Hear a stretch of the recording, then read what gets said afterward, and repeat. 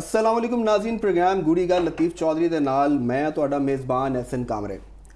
नाज़रीन, खित्ते की मौजूदा सूरत हाल ते कवायद शारी के हवाले नाल अज वज़ीर आज़म की सेर सदारत इजलास होया, जिस फील्ड मार्शल सैयद आसिम मुनीर, पीपल्स पार्टी के चेयरमैन बिलावल भुट्टो ज़रदारी, चारों सूबे के गिलगित बल्तिस्तान के वज़राए आला, वफाकी काबीना के अरकान ते वज़ीर आज़म आज़ाद कश्मीर ने शिरकत की थी।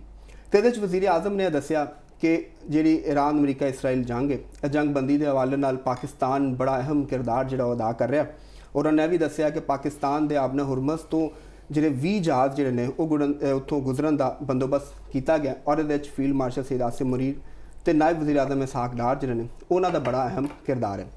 तो नाज़रीन, ऐसे इजलास वज़ीर आज़म ने दसिया है कि जी वफाकी काबीना है वो अरकान ने अपनी 2 महीने की तनख्वाह जी और रज़ाकाराना तौर पर वो छड़ देती है, ठीक है, ताकि आवाम नू रिलीफ दिता जा सके। तो ये तेल के इस्तेमाल से 50% कटौती भी की गई है और 60% गड्डियाँ जिहड़ियां उन्होंने ग्राउंड करता गया ताकि आवाम नू रिलीफ दिता जा सके। तो इस मौके पर वज़ीर आज़म ने एक बड़ी अहम गल की। उन्होंने कहा कि सियासी इस्तेहकाम जोड़ा उहदे नाल ही मुआशी इस्तेहकाम जोड़ा वो जुड़िया। तो अगर मुल्क सियासी इस्तेहकाम होएगा तो असीं तमाम चैलेंजेस जोड़े ने उन्होंने मिल के तो उन्होंने मुकाबला बड़े बेहतरीन तरीके नाल असीं कर सकते हैं। तो वज़ीर आज़म ने भी कहा कि जी असी जंग के शोले ठड्डे करने च बड़ा अहम किरदार अदा कर रहे हैं तो अल्लाह की मेहरबानी नाल जंगबंदी कर लाँगे। दूजी तरफ अगर असी देखिए कि अगर सियासी इस्तेहकाम के हवाले नाल तो बानी PTI के हाई फोर्स का ऐलान होया, उसकी मैंबरशिप जी है वो भी जारी है। तो इस हवाले नाल जी वफाकी आईनी अदालत है उन्हें नोटिस लिया तो वज़ीर आला खैबर पख्तूनख्वा को उन्होंने जवाब मंगया कि 10 रोज़ के इस हवाले नाल जवाब दिता जाए कि क्या एयर हाई फोर्स जी कोई आइन इजाजत है और क्या जी KP असैम्बली की जी वफाकी काबीना जी उतों की जी सूबाई काबीना है उन्हें इस हवाले के नाल कोई मंजूरी दी है या नहीं। नाज़रीन, अगर असी आलमी मंजरनामे और खिते की सूरत हाल से देखिए, खास तौर पर अमरीका और ईरान के हवाले अगर देखिए तो अमरीकी सदर डोनाल्ड ट्रंप जोड़े ने उन्होंने ईरान को पत्थरों के जमाने भेजने की धमकी देती और उन्होंने कहा कि ईरान के उत्ते हमले जोड़े ने वो मजीद तेज़ किए जाएंगे और नाल भी उन्होंने कहा कि ईरान की जौहरी तनसीबात जोड़ियाँ ने उन्होंने भी निशाना बनाया जा सकता। तो ईरान की तरफों भी यह कहा जा रहा है कि भाई अगर इस तरह कोई चीज़ा होंदियां और ख़ास तौर पर अगर कोई ज़मीनी कार्रवाई की कोशिश भी की जाती है तो कोई फौजी जो उन्होंने वापस जिंदा सलामत नहीं जान दिता जाएगा। बहरहाल अज के प्रोग्राम च सारिया चीज़ों के उत्ते डिस्कस करांगे तो नाल एक होर अहम चीज़ है भी चूँकि तेल की गल हो रही है तो इस हवाले नाल एक अहम रिपोर्ट भी सामने आई है कि अमेरिका जो तेल की पैदावार दुनिया नंबर 1 पर आ गया। तो बहरहाल सारे मामलात ने जो अज के प्रोग्राम च डिस्कस करांगे तो चलने लतीफ़ चौधरी साहब वाल। जी चौधरी साहब अस्सलाम वालेकुम। वालेकुम सलाम जी जनाब, की हाल चाल ने? ठीक-ठाक हो? ਤੁਸੀਂ ਬੜੀਆਂ ਗਰਮੀ ਵਾਲੀਆਂ ਖਬਰਾਂ ਤੇਲ ਤੇ ਪਤਾ ਨਹੀਂ ਸਾਡਾ ਤਾਂ ਨਹੀਂ ਕੱਢਣਾ ਤੇਲ ਕਿਧਰੇ। ਨਹੀਂ ਜੋ ਸਾਹਿਬ ਤੁਹਾਡੇ ਕੋਲ ਤਾਂ ਗੂੜੀਆਂ ਗੱਲਾਂ ਕੱਢਣੀਆਂ ਨੇ। ਅੱਛਾ, ਗੂੜੀਆਂ ਗੱਲਾਂ ਜਿਹੜੀਆਂ ਤੇਲ ਦੇ ਨਾਲ ਲਿਬੜੀਆਂ ਹੋਣ। ਹਾਂ, ਕਿਉਂਕਿ ਸਾਡੇ ਜਿਹੜੇ ਹੈ ਨਾ ਸੋਸ਼ਲ ਮੀਡੀਆ ਤੇ ਜਿਹੜੇ ਵਿਊਅਰਸ ਨੇ ਅੱਛਾ ਉਹ ਕਮੈਂਟ ਕਰ ਰਹੇ ਨੇ ਤੇ ਤੁਹਾਡੀ ਗੂੜੀਆਂ ਗੱਲਾਂ ਤੋਂ ਬੜੇ ਮੁਤਾਸਰ ਨੇ। ਰੇਟਿੰਗ ਵੀ ਵੱਧਦੀ ਜਾ ਰਹੀ ਹੈ। ਚਲੋ ਜੀ, ਮਾਸ਼ਾਅੱਲਾ ਤੁਹਾਡੀ ਜ਼ੁਬਾਨ ਮੁਬਾਰਕ ਹੋਵੇ। ਤੇ ਦੂਸਰੀ ਗੱਲ ਇਹ ਵੀ ਮੁਬਾਰਕ ਕਿ ਤੁਹਾਡਾ ਗਰੁੱਪ ਨੇ ਇੱਕ अंग्रेजी चैनल भी लॉन्च कर दिता है, जनाब नूं भी होवे ते तुहानूं भी मुबारक है, साडे तमाम जिहड़े नाज़रीन ने उन्हां नूं भी मुबारक है। हाँ जी, ये बड़ा एक क्रेडिट चैनल भी लॉन्च हो गया। ये जिहड़ा साडी मैनेजमेंट नूं क्रेडिट जांदा है कि उन्हां ने एक अंग्रेजी दे नाल और पंजाबी दे विच भी ये कीता और चलो पहले लीड उर्दू दे पहले भी लीड कर रहा। मेरा ख्याल है कि सारियां च लीड करेगा क्योंकि जिहड़ी एक नेचर दा असूल भी है कि जितदा वही है जिहड़ा रिस्क लैंदा है और जिहड़ा मैदान दे विच आंदा है। तो वो इंशाअल्लाह तो एक्सप्रैस फैमिली और एक्सप्रैस ग्रुप जिहड़ा ना वो साडी दुआ है कि मजीद तरक्की करे और इत्थे लोकां नूं रोज़गार भी ज़ाहिर मिल रहा है तो अच्छी गल है। और इहो जे जंग दे हालात विच बड़ी खुशी की गल है कि साडे मुल्क दे अंदर नवीं जॉब्स भी क्रिएट हो रही हैं, बिल्कुल, ते अच्छियां गल्लां भी हो रही हैं। तो गो कुछ लोग जिहड़े ने वो असूर फोंकते हैं अपना, मतलब कि उन्हों का काम ही इहो जिहा हुंदा है। साडी एक जर्नलिज्म दे विच भी और जिहड़ा साडा एक एंकर होना या रिपोर्टर होना जिहड़ी उन्हां दी ट्रेनिंग और तरबियत दा ये अमल उहदा ज़्यादा हुंदा कि ये असीं समझिया जांदा है ना कि भी पॉजिटिविटी जिहड़ी है वो कोई खबर नहीं हुंदी, हालांकि वो भी खबर हुंदी। तो बहरहाल तो लोगों का भी सानूं देखण वाले जिहड़े ने जिहड़े साडी तारीफ कर रहे उन्हां दा भी बहुत बहुत शुक्रिया। तो असी अपनी कोशिश पूरी करांगे कि उन्होंने मायूस ना करिए और जिन्नियां साडी फहम और फरासत के मुताबिक जो साडी समझ हैगी उहदे मुताबिक असी एनालिसिस करते रहिए। तो हुण भी जिहड़ा तुसीं गल कीती है, देखो गल मेरा ख्याल है वज़ीर आज़म वाले आ जाइए ना, जिहड़ा तुहाडा क्वेश्चन हैगा ਤੇ ਇਹਦੇ 'ਚ ਤੁਸੀਂ ਕੁਐਸਚਨ ਜਿਹੜਾ ਹੈ ਨਾ, ਜਿਹੜਾ ਮੈਨੂੰ ਲੱਗਦਾ ਉਹ ਤੁਹਾਡਾ ਇਹ ਹੈਗਾ ਕਿ ਇਹ ਕਿੰਨੇ ਕੁ ਮੇਅਰਸ ਕਾਮਯਾਬ ਨੇ ਜਾਂ ਇਹ ਹੋਣੇ ਚਾਹੀਦੇ ਨੇ ਜਾਂ ਇਹ ਕਾਮਯਾਬ ਨਹੀਂ ਹੋਣਗੇ, ਇਹੋ ਜੀ ਗੱਲ ਅਸੀਂ ਬਿਲਕੁਲ ਮਤਲਬ ਤੁਸੀਂ ਉਹ ਜਿਹੜਾ ਪੁੱਛਣਾ ਚਾਹ ਰਹੇ ਦੇਖੋ ਨਾ ਉਹ 60% ਗੱਡੀਆਂ ਗਰਾਊਂਡ ਕਰਤੀਆਂ ਨੇ, 50% ਪੈਟਰੋਲ ਤੇ ਕਟੌਤੀ ਕਰਤੀ ਹੈ, ਤੇ ਇਹੋ ਜਿਹੀਆਂ ਚੀਜ਼ਾਂ ਫਿਰ 2 ਮਹੀਨੇ ਦੀ ਤਨਖਾਹ ਵੀ ਜਿਹੜੀ ਹੈ ਕਾਬੀਨਾ ਨੇ ਉਹ ਵੀ ਨਾਲ ਲੈਣ ਦਾ ਐਲਾਨ ਕੀਤਾ। ਤੇ ਇਹ ਸਾਰੇ ਮੇਅਰਸ ਜਿਹੜੇ ਨੇ ਇਹ ਸਿੰਬੋਲਿਕ ਨਹੀਂ, ਇਹਦਾ ਵਾਕਈ ਕੋਈ ਅਸਰ ਵੀ ਹੋਏਗਾ? ਨਹੀਂ, ਦੇਖੋ ਤੁਸੀਂ ਵੀ ਮਤਲਬ ਕਿ ਇਹਨੂੰ ਮੁਸ਼ਾਹਿਦਾ ਕਰ ਸਕਦੇ ਹੋ, ਕੁਝ ਚੀਜ਼ਾਂ ਮੁਸ਼ਾਹਿਦੇ ਨਾਲ ਹੁੰਦੀਆਂ ਨੇ। ਸਾਡਾ ਮਤਲਬ ਕਿਸੇ ਦੀ ਹਮਾਇਤ ਕਰਨਾ ਨਹੀਂ, ਸਾਡਾ ਮਤਲਬ ਹੈਗਾ ਕਿ ਅਸੀਂ ਆਪਣੇ ਮੁਲਕ ਦੀ ਜਿੰਨੀ ਵੀ ਬਿਹਤਰੀ ਹੋ ਸਕੇ ਔਰ ਜਿਹੜੇ ਵੀ ਹੈਲਮ ਆਫ ਅਫੇਅਰ ਤੇ ਬੈਠੇ ਨੇ ਅਸੀਂ ਉਹਨਾਂ ਨੂੰ ਕੁਝ ਮਸ਼ਵਰਾ ਵੀ ਦੇ ਸਕੀਏ। ਅਗਰ ਕੋਈ ਸਮਝ 'ਚ ਸਾਡੀ ਚਾਹੁੰਦਾ ਹੈ ਤੇ ਅਸੀਂ ਉਹਨਾਂ ਨੂੰ ਦੱਸ ਵੀ ਦਈਏ ਕਿ ਵੀ ਯਾਰ ਅਗਰ ਤੁਸੀਂ ਇਸ ਤਰ੍ਹਾਂ ਕਰ ਲਓ ਤੇ ਸ਼ਾਇਦ ਬਿਹਤਰ ਹੋ ਜਾਵੇ। ਔਰ ਜਿਹੜੀ ਉਹ ਕਿਧਰੇ ਗਲਤ ਕਰ ਰਹੇ ਹੋਣ ਤੇ ਅਸੀਂ ਉੱਥੇ ਟੋਕੀਏ ਕਿ ਇਹ ਤੁਸੀਂ ਗਲਤ ਕਰ ਰਹੇ ਹੋ, ਔਰ ਜਿਹੜਾ ਕੋਈ ਅੱਛਾ ਕਰ ਰਿਹਾ ਉਹਨੂੰ ਅਸੀਂ ਕਹੀਏ ਕਿ ਇਹ ਵੈਲ ਡਨ, ਕਿ ਅੱਛਾ ਤੁਸੀਂ ਕੀਤਾ। ਤੇ ਇੱਕ ਅੱਛਾ ਤਜ਼ੀਆ ਤੇ ਮੇਰਾ ਖਿਆਲ ਹੈ ਇਹੋ ਹੀ ਹੈ, ਔਰ ਇਹਦੇ ਉੱਤੇ ਹੀ ਸਾਨੂੰ ਆਪਣੀ ਜਿਹੜੀ ਹੈ ਵਿਊਅਰਸ਼ਿਪ ਉਹਦੇ ਤੇ ਹੀ ਸਾਨੂੰ ਆਪਣੀ ਬਿਲਡ ਕਰਨ ਦੀ ਜ਼ਰੂਰਤ ਹੈਗੀ ਹੈ। ਤੇ ਮੇਰੇ ਖਿਆਲ ਦੇ ਵਿੱਚ ਸਾਨੂੰ ਗੌਰਮੈਂਟ ਦੀ ਐਫਰਟ ਨਜ਼ਰ ਆ ਰਹੀ ਹੈ। ਮਤਲਬ ਕਿ ਦੇਖੋ ਪੋਲੀਟੀਕਲ ਗੌਰਮੈਂਟ ਕੋਸ਼ਿਸ਼ ਜ਼ਰੂਰ ਕਰਦੀ ਹੈ। ਇਹ ਤੁਸੀਂ ਦੇਖੋ ਕਿ ਜਿਹੜੀ ਪਾਰਲੀਮੈਂਟ ਹੈ ਜਾਂ ਕੈਬਨਿਟ ਹੈ ਉਹ ਇਹ ਪੂਰਾ ਇੱਕ ਸਿਸਟਮ ਹੈ, ਪੂਰਾ ਇੱਕ ਨਿਜ਼ਾਮ ਹੈ। ਇਹਦੇ 'ਚ ਲੱਖਾਂ ਲੋਕ ਇਨਵੋਲਵ ਨੇ, ਯਾਨੀ ਸਰਕਾਰ ਨੂੰ ਜਿਹੜੇ ਲੋਕ ਚਲਾ ਰਹੇ ਨੇ, ਮਗਰ ਇੱਕ ਚੀਫ ਸੈਕਟਰੀ ਤੋਂ ਲੈ ਕੇ ਤੇ ਇੱਕ ਹੈਲਪਰ ਔਰ ਪੀਐਨ ਤੱਕ ਇੱਕ ਪੂਰਾ ਨੈਟਵਰਕ ਹੈਗਾ। ਠੀਕ ਹੈ ਨਾ ਜੀ। ਇਹ ਸਾਰੇ ਨੈਟਵਰਕ ਨੇ ਜਦ ਤੱਕ ਪੂਰਾ ਕੰਮ ਨਹੀਂ ਕਰਨਾ ਤੇ ਉਹ ਕੰਮ ਸਹੀ ਨਹੀਂ ਹੋਣਾ। ਠੀਕ ਹੈ ਨਾ। ਕਰਪਸ਼ਨ ਵੀ ਅਗਰ ਹੋਣੀ ਹੈ ਤੇ ਉਹ ਸਾਡੇ ਇਸ ਨੈਟਵਰਕ ਨੇ ਕਰਨੀ ਹੈ। ਹਰ ਅੱਛੇ ਕੰਮ ਨੂੰ ਗਲਤ ਤਰੀਕੇ ਨਾਲ ਇਸਤੇਮਾਲ ਕਰਨਾ ਵੀ ਉਸੇ ਨੈਟਵਰਕ ਨੇ ਕਰਨਾ ਹੁੰਦਾ ਹੈ। ਅਗਰ ਕੁਝ ਬਿਊਰੋਕਰੇਟ ਅੱਛੇ ਕੰਮ ਕਰ ਰਹੇ ਨੇ ਤੇ ਕੁਝ ਬਿਊਰੋਕਰੇਟ ਜ਼ਾਹਰ ਹੈ ਉਹ ਨੈਗੇਟਿਵ ਵੀ ਕੰਮ ਕਰ ਰਹੇ ਹੋਣਗੇ, ਲਾਈਕ ਡਿਸਲਾਈਕ ਵੀ ਕਰ ਰਹੇ ਹੋਣਗੇ। ਇੰਜ ਹੀ ਪੈਟਰੋਲੀਅਮ ਮਿਨਿਸਟਰੀ ਹੈ, ਪੈਟਰੋਲ ਪੰਪ ਦੇ ਮਾਲਕਾਨ ਨੇ, ਗੁਡਸ ਟਰਾਂਸਪੋਰਟਰਸ ਨੇ, ਫੈਕਟਰੀ ਮਾਲਕਾਨ ਨੇ, ਪਰਚੂਨ ਫਰੋਸ਼ ਨੇ, ਰਿਟੇਲਰਸ ਨੇ, ਇਹ ਸਾਰੇ ਔਰ ਸਭ ਅਸੀਂ ਖੁਦ ਹਾਂ। ਬਿਲਕੁਲ ਆਵਾਮ ਵੀ ਸਾਹਿਬ, ਆਵਾਮ ਅਸੀਂ ਖੁਦ ਆਸਟੈਰਿਟੀ ਮੇਅਰਸ ਦੇ ਛੁੱਟੀਆਂ ਦਿੱਤੀਆਂ ਜਾ ਰਹੇ, ਉਹਦਾ ਮਤਲਬ ਇਹ ਨਹੀਂ ਕਿ ਤੁਸੀਂ ਪਾਰਕਾਂ ਚਲੇ ਜਾਓ, ਜਾਂ ਤੁਸੀਂ ਇਹਦਾ ਮਤਲਬ ਇਹ ਨਹੀਂ ਹੈਗਾ ਕਿ ਤੁਸੀਂ ਮੋਟਰਸਾਈਕਲ ਦੇ ਵਿੱਚੋਂ ਉਹ ਸਲੈਂਸਰ ਕਢਾ ਕੇ ਤੇ ਟਾਂ ਕਰਕੇ ਤੇ ਪੂਰੇ ਸ਼ੋਰ ਸ਼ਰਾਬਾ ਕਰੋ ਔਰ ਤੁਸੀਂ ਗੱਡੀਆਂ ਲੈ ਕੇ ਬਾਹਰ ਨਿਕਲ ਆਓ, ਜਿਵੇਂ ਕਿ ਸਾਡੇ ਬਾਰਿਸ਼ ਦੇ ਵਿੱਚ ਗੱਡੀਆਂ ਲੈ ਕੇ। ਔਰ ਜਿਹੜੀ ਹੁਣ ਕੁਝ ਰਿਪੋਰਟਾਂ ਵੀ ਆਈਆਂ ਨੇ ਕਿ ਪੈਟਰੋਲ ਖਾਸ ਤੌਰ ਤੇ ਜਿਹੜਾ ਜੈਟ ਫਿਊਲ ਹੈ ਉਹਨੂੰ ਮਹਿੰਗਾ ਕਰਨ ਦੇ ਬਾਵਜੂਦ ਉਹਦੀ ਕੰਜ਼ੰਪਸ਼ਨ 'ਚ ਫਰਕ ਨਹੀਂ ਆਇਆ। ਤੁਸੀਂ ਇਹ ਵੀ ਮੱਦੇ ਨਜ਼ਰ ਰੱਖੋ ਨਾ ਕਿ ਅਗਰ ਉਹ ਕੌਣ ਲੋਕ ਨੇ ਜਿਹੜੇ ਆ ਉੱਥੋਂ ਤੇਲ ਪਵਾ ਰਹੇ ਨੇ, ਐਡਾ ਮਹਿੰਗਾ ਤੇਲ ਉਹ ਲੈ ਰਹੇ ਨੇ ਔਰ ਉਹਦੇ 'ਚ ਕੋਈ ਕਮੀ ਨਹੀਂ ਆਈ। ਮੁਲਕ ਦੇ ਅੰਦਰ ਜਿਹੜੀਆਂ ਵੱਡੀਆਂ ਵੱਡੀਆਂ ਗੱਡੀਆਂ ਲੈ ਕੇ ਫਿਰ ਰਹੇ ਨੇ ਔਰ ਲੈਂਡ ਕਰੂਜ਼ਰਾਂ ਦੇ ਉੱਤੇ ਜਿਹੜੇ ਲੋਕ ਫਿਰ ਰਹੇ ਨੇ, ਜਿਨ੍ਹਾਂ ਦੇ ਡਰਾਈਵਰ ਨੇ, ਜਿਨ੍ਹਾਂ ਦੇ ਬੱਚੇ ਛੋਟੇ ਜਿਹੇ, ਉਹਨਾਂ ਨੇ ਮੂੰਗਫਲੀ ਵੀ ਲੈਣੀ ਹੈ ਤੇ ਉਹ ਕਹਿੰਦੇ ਨੇ ਸਾਨੂੰ ਗੱਡੀ ਕੱਢੋ ਤੇ ਅਸੀਂ ਉੱਥੇ ਜਾਣਾ ਹੈ। ਬੇਗਮ ਸਾਹਿਬਾਂ ਨੇ ਮੇਕਅਪ ਕਰਾਉਣਾ ਹੈ ਤੇ ਉਹਨੇ ਨਾਲ ਉਹਦੇ ਇੱਕ ਮਹਿੰਗੀ ਗੱਡੀ ਕੱਢਣੀ ਹੈ, ਉਹਦੇ ਨਾਲ ਪੂਰਾ ਲਾਓ ਲਸ਼ਕਰ ਉਹਨਾਂ ਦੇ ਜਾਣਾ ਹੈ।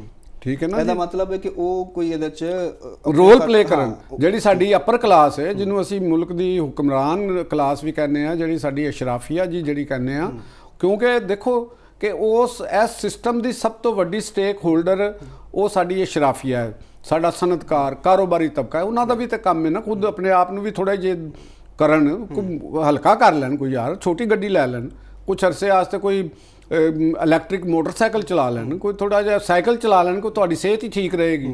ਤੁਹਾਨੂੰ ਰੋਜ਼ ਅੱਧੇ ਜਿੰਨੇ ਤੁਸੀਂ ਬਿਊਰੋਕਰੇਟ ਚਲੇ ਜਾਓ, ਜਿਹੜੇ ਮਰਜ਼ੀ ਬਿਊਰੋਕਰੇਟ ਨੂੰ ਮਿਲ ਲਓ, 40-45 ਸਾਲ ਦੀ ਉਮਰ ਹੋਏਗੀ, ਉਹ ਤੁਹਾਨੂੰ ਕਿਸੇ ਨਾ ਕਿਸੇ ਮਰਜ਼ 'ਚ ਮੁਬਤਲਾ ਮਿਲੇਗਾ।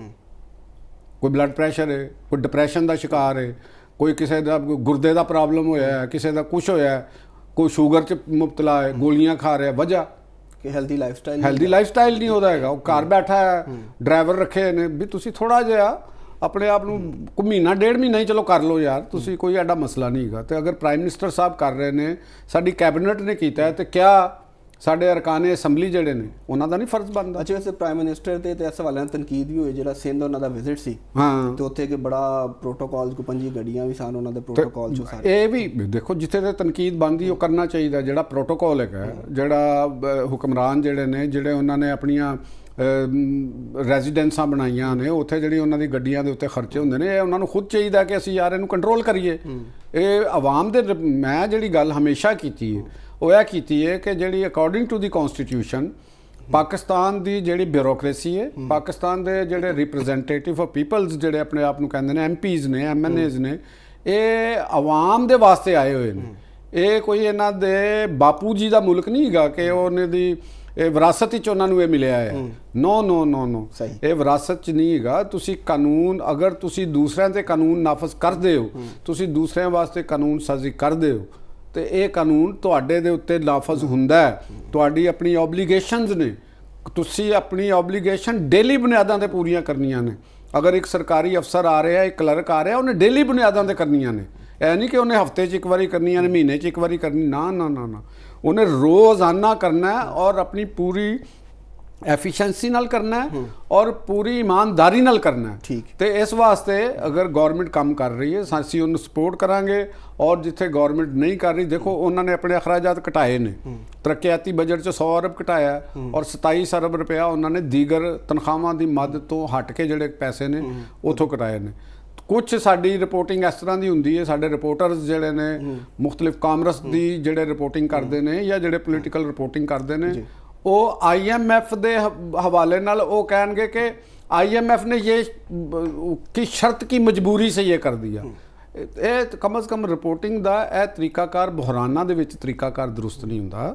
ਇਹ ਹੁੰਦਾ ਹੈ ਕਿ ਜਿਹੜਾ ਹੁਣ IMF ਨੇ ਸਾਡੇ ਨਾਲ ਕੀ ਕੀਤਾ, IMF ਨੇ ਜਿਹੜਾ ਅਸੀਂ 100 ਅਰਬ ਬਚਾਇਆ ਜਾਂ 27 ਅਰਬ ਬਚਾਇਆ, ਅਸੀਂ ਉਹਨਾਂ ਨੇ ਕਿਹਾ ਕਿ ਜਿਹੜਾ ਤੁਸੀਂ ਆਪਣੀ ਸਾਨੂੰ ਕਲੈਕਸ਼ਨ ਦਿੱਤੀ ਹੋਈ ਹੈ, ਰੈਵਨਿਊ ਕਲੈਕਸ਼ਨ ਦਿੱਤੀ ਹੋਵੇ, ਉਹ ਡਿਸਟਰਬ ਨਾ ਹੋਵੇ। ਤੁਸੀਂ ਸਬਸਿਡੀ ਜਿਹੜੀ ਦੇ ਰਹੇ ਹੋ, ਉਹ ਜਿਹੜੀ ਅਸੀਂ ਤੁਹਾਡਾ ਕਰਜ਼ ਦਾ ਨਾਲ ਜਿਹੜੀ ਸ਼ਰਾਇਤ ਤੈਅ ਕੀਤੀਆਂ ਨੇ, ਉਹ ਡਿਸਟਰਬ ਨਾ ਹੋਣ। ਤੁਸੀਂ ਅਗਰ ਦੀਗਰ ਮੱਧ ਵਿੱਚੋਂ ਚੀਜ਼ਾਂ ਆਪਣੀਆਂ ਘਟਾ ਸਕਦੇ ਹੋ ਤਾਂ ਘਟਾ ਲਓ। ਹਾਂ ਠੀਕ ਹੈ। ਬਲਕਿ ਅੱਜ ਵੀ ਇਹੋ ਹੀ ਹੋ ਰਹੀ ਹੈ। ਕਿਹਾ ਕਿ ਸੂਬੇ ਜਿਹੜੇ ਨੇ ਤੇ ਇਹ ਤੇ ਨਹੀਂ ਗੱਲ ਹੈਗਾ ਕਿ ਜੀ IMF ਨੇ ਇਹ ਸ਼ਰਤ, ਇੱਕ ਤੇ ਤੁਸੀਂ ਸਾਡੀ ਇਹ ਤਰੀਕਾਕਾਰ ਗਲਤ ਇਸ ਵਾਸਤੇ ਹੁੰਦਾ ਹੈ ਕਿ IMF ਤੋਂ ਬਗੈਰ ਮੁਲਕਾਂ ਦੇ ਗੁਜ਼ਾਰੇ ਨਹੀਂ ਹੁੰਦੇ। ਤੁਸੀਂ ਅਗਰ IMF ਨੂੰ ਇੱਕ ਗਲਤ ਅੰਦਾਜ਼ ਵਿੱਚ ਪੇਸ਼ ਕਰੋਗੇ ਤੇ ਉਹ ਹਰ ਹਕੂਮਤ ਨੂੰ ਮੁਸ਼ਕਲਾਤ ਪੇਸ਼ ਆਉਣਗੀਆਂ ਜਦੋਂ ਉਹਨਾਂ ਨਾਲ ਡੀਲ ਕਰਨ ਜਾਏਗੀ, ਤੇ ਹਰ ਬੰਦਾ ਕਹੇਗਾ ਕਿ ਸ਼ਾਇਦ ਕੋਈ ਸੌਦਾ ਕਰਤਾ ਮੁਲਕ ਦਾ ਇਹਨਾਂ ਨੇ। ਤੇ ਇਹ ਤਰੀਕਾਕਾਰ ਅਗਰ ਅਸੀਂ ਵੀ ਤੇ ਇੱਥੋਂ ਦੇ ਬੈਨੀਫਿਸ਼ਰੀ ਹਾਂ, ਅਸੀਂ ਵੀ ਤੇ ਇੱਥੇ ਰਹਿ ਰਹੇ ਹਾਂ ਨਾ। IMF ਅਗਰ ਤੁਹਾਡੇ ਕੋਲ ਆਂਦਾ ਹੈ, IMF is the guardian of the international capitalism. IMF ਜਿਹੜਾ ਹੈ ਉਹ ਬੁਨਿਆਦੀ ਤੌਰ ਤੇ ਗਾਰਡੀਅਨ ਹੈਗਾ ਇੰਟਰਨੈਸ਼ਨਲ ਕੈਪੀਟਲਿਜ਼ਮ ਦਾ। ਇਹ ਜ਼ਿਹਨ 'ਚ ਰੱਖਣਾ ਕਿ IMF ਕਿਸੇ ਆਪਣੇ ਮੈਂਬਰ ਮੁਲਕ ਦੇ ਸਿਸਟਮ ਨੂੰ ਤਬਾਹ ਕਰਨ ਵਾਸਤੇ ਨਹੀਂ ਆਂਦਾ, ਉਹ ਸਿਸਟਮ ਨੂੰ ਬਚਾਉਣ ਵਾਸਤੇ ਆਂਦਾ ਹੈ। ਠੀਕ ਹੈ ਨਾ। ਇਹ ਜ਼ਿੰਮੇਵਾਰੀ ਉਸ ਸਿਸਟਮ ਨੂੰ ਚਲਾਉਣ ਵਾਲਿਆਂ ਤੇ ਹੁੰਦੀ ਕਿ ਉਹ ਆਪਣੇ ਸਿਸਟਮ ਨੂੰ ਇਮਾਨਦਾਰੀ ਨਾਲ, ਐਫੀਸ਼ੀਐਂਸੀ ਨਾਲ ਉਹ ਚਲਾ ਰਹੇ ਨੇ ਕਿ ਨਹੀਂ ਚਲਾ ਰਹੇ। ਉਹਦੇ 'ਚ IMF ਦਾ ਇਹ ਕਸੂਰ ਸਾਡੇ, ਅਗਰ ਅਸੀਂ ਰਿਪੋਰਟ ਕਰ ਰਹੇ ਹਾਂ ਇੱਕ ਚੀਜ਼ ਨੂੰ, ਤੇ ਅਗਰ ਅਸੀਂ ਉਹਨੂੰ ਵਧਾ ਕੇ ਰਿਪੋਰਟ ਕਰ ਰਹੇ ਹਾਂ, ਉਹਨੂੰ ਘਟਾ ਕੇ ਕਰ ਰਹੇ ਹਾਂ, ਜਾਂ ਉਹਨੂੰ ਨੈਗੇਟਿਵਿਟੀ ਕਰਕੇ ਤੇ ਲੋਕਾਂ ਦੇ ਜ਼ਿਹਨ ਨੂੰ ਖਰਾਬ ਕਰ ਰਹੇ ਹਾਂ, ਤੇ ਇਹ ਵੀ ਇੱਕ ਦਰੁਸਤ ਤਰਜ਼ ਅਮਲ ਨਹੀਂ ਹੈਗਾ। ਠੀਕ ਹੈ। ਅਗਰ ਗਵਰਨਮੈਂਟ ਕਰ ਰਹੀ ਹੈ, ਜਿਸ ਤਰ੍ਹਾਂ ਅਸੀਂ ਕਿਹਾ ਕਿ ਕੈਬਨਿਟ ਨੇ ਕਿਹਾ ਅਸੀਂ ਨਹੀਂ ਸੈਲਰੀ ਲਵਾਂਗੇ, ਵੈਲ ਐਂਡ ਗੁੱਡ, ਅੱਛੀ ਗੱਲ ਹੈ, ਨਹੀਂ ਲੈਣੀ ਚਾਹੀਦੀ। ਦੂਸਰੀ ਮੇਰਾ ਖਿਆਲ ਹੈ ਕਿ ਜਿੰਨੇ MNAs ਨੇ, MPs ਨੇ, ਇਹਨਾਂ ਨੂੰ ਸਭ ਨੂੰ ਨਹੀਂ ਲੈਣੀ ਚਾਹੀਦੀ। 2-3 ਮਹੀਨੇ ਵਾਸਤੇ ਬੰਦ ਕਰ ਦੇਣ ਕਿ ਵੀ ਅਸੀਂ ਪੈਸੇ ਨਹੀਂ ਲਵਾਂਗੇ, ਕਿਉਂਕਿ ਇਹਨਾਂ ਦੇ ਕਾਰੋਬਾਰ ਚੱਲਦੇ ਪਏ ਨੇ। ਚਲੋ ਮੰਨਿਆ ਕਿ ਸਰਕਾਰੀ ਮੁਲਾਜ਼ਮ ਉਹ ਆਪਣੀ ਮੁਲਾਜ਼ਮਤ ਕਰਦਾ ਤੇ ਪੈਸੇ ਲੈਂਦਾ, ਠੀਕ ਹੈ ਨਾ ਜੀ। ਤੇ ਇਹ ਲੋਕ ਤੇ ਆਪਣੇ ਕਾਰੋਬਾਰ ਕਰ ਰਹੇ ਨੇ ਨਾ, ਇਹਨਾਂ ਦੇ ਵਾਸਤੇ ਕੋਈ ਐਡੀ ਉਹ ਚੀਜ਼ ਨਹੀਂ। ਤੇ ਗਵਰਨਮੈਂਟ ਜੋ ਕੁਝ ਕਰ ਰਹੀ ਹੈ, ਪ੍ਰਾਈਮ ਮਿਨਿਸਟਰ ਸਾਹਿਬ ਜੋ ਕੁਝ ਕਰ ਰਹੇ ਨੇ, ਮੇਰਾ ਖਿਆਲ ਹੈਗਾ ਕਿ ਆਵਾਮ ਵੀ ਅਗਰ ਜ਼ਿੰਮੇਵਾਰੀ ਦਾ ਮੁਜ਼ਾਹਰਾ ਕਰੇ, ਔਰ ਹਕੂਮਤ ਨੂੰ ਚਾਹੀਦਾ ਹੈ ਕਿ ਐਸੇ ਜਿਹੜੇ ਸੈਕਟਰ ਨੇ, ਜਿਹੜਾ ਮੈਂ ਪਹਿਲੇ ਵੀ ਗੱਲ ਕਰ ਚੁੱਕਿਆ ਹਾਂ, ਪਾਕਿਸਤਾਨ ਦੇ ਵਿੱਚ ਬਹੁਤ ਸਾਰੇ ਸੈਕਟਰ ਨੇ ਜਿਨ੍ਹਾਂ ਨੂੰ ਤੁਸੀਂ ਟੈਕਸ ਇਮਿਊਨਿਟੀ ਦਿੱਤੀ ਹੋਈ ਹੈ, ਔਰ ਉਹ ਬਿਲੀਅਨਸ ਆਫ ਡਾਲਰ ਕਮਾ ਰਹੇ ਨੇ ਪਾਕਿਸਤਾਨ ਦੇ ਵਿੱਚ। ਬਿਲਕੁਲ। ਤੁਸੀਂ ਉਹ ਟੈਕਸ ਇਮਿਊਨਿਟੀ ਖਤਮ ਕਰੋ ਉਹਨਾਂ ਦੀ, ਸਹੀ ਹੈ, ਤੁਹਾਡਾ ਰੈਵਨਿਊ ਵਧੇ। ਠੀਕ ਹੈ ਨਾ ਜੀ। ਨਾਨ ਕਸਟਮ ਪੇਡ ਗੱਡੀਆਂ ਕਿਸ ਤਰ੍ਹਾਂ ਫਿਰ ਰਹੀਆਂ ਨੇ, ਠੀਕ ਹੈ ਨਾ ਜੀ। ਇਹ KP ਹਾਊਸ ਦੇ ਬਾਹਰ ਗੱਡੀਆਂ ਦੇ ਵਿੱਚੋਂ ਵੀ ਇੱਕ ਗੱਡੀ ਦੇ ਬਾਰੇ ਉੱਥੇ 3 ਗੱਡੀਆਂ ਸਨ ਇੱਕੋ ਨੰਬਰ ਦੇ ਵਿੱਚ ਖਲੋਤੀਆਂ। ਹਾਂ ਬਿਲਕੁਲ। ਉਹ ਬੜੀ ਉਹ ਕਿਸ ਤਰ੍ਹਾਂ ਖਲੋ ਸਕਦੀਆਂ ਨੇ, ਕਿਸ ਤਰ੍ਹਾਂ ਆ ਗਈਆਂ ਨੇ? ਇਹ ਸਿਸਟਮ ਹੈਗਾ। ਇਹ ਸਿਸਟਮ ਨੇ ਉਹਨਾਂ ਨੂੰ ਕਿਉਂ ਨਹੀਂ ਫੜਿਆ, ਉਹਨਾਂ ਨੇ ਕਿਉਂ ਨਹੀਂ ਸਵਾਲ ਕੀਤਾ? ਜੋ ਸਿਸਟਮ ਦੇ ਤੇ ਬਹੁਤ ਸਾਰੇ ਤੇ ਇਹ ਸਿਸਟਮ ਹੈ। ਤੇ ਅਸੀਂ ਅਗਰ ਅਸੀਂ ਆਵਾਮ ਨੂੰ ਇਹ ਕਹਿ ਰਹੇ ਹਾਂ ਕਿ ਪਾਕਿਸਤਾਨ ਲੈਸ ਮੁਤਾਸਰ ਹੋਇਆ ਇਸ ਬੁਹਰਾਨ ਤੋਂ, ਅੱਲਾਹ ਤਾਲਾ ਦਾ ਅਹਿਸਾਨ ਹੈ ਕਿ ਐਡਾ ਵੱਡਾ ਬੁਹਰਾਨ ਸਾਡੀ ਸਿਰ ਦੇ ਉੱਤੇ ਵੇ।